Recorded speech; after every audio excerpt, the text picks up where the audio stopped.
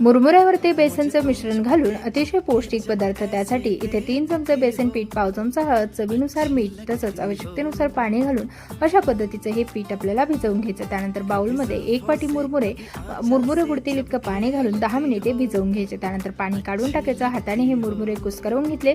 त्यानंतर पाव वाटी इतकं तांदळाचं पीठ, बारीक चिरलेला कांदा, बारीक चिरलेला पालक, बारीक चिरलेला कढीपत्ता व कोथिंबीर तसंच लसूण आणि हिरवी मिरची बारीक कट करून घेतले। तुम्ही या जागी बारीक कुटून सुद्धा टाकू शकता। त्यानंतर तयार बेसन पिठाचं मिश्रण यामध्ये घालायचं, आवश्यकतेनुसार पाणी घालायचं आणि चमच्याने ना हे भिजवत असताना थोडेसे मुरमुरे देखील यामध्ये पुन्हा एकदा मिक्स करून घ्यायचे।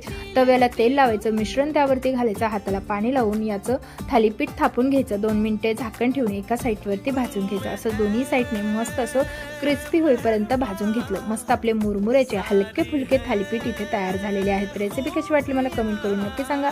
आवडली असल्यास लाईक, शेअर आणि सबस्क्राईब।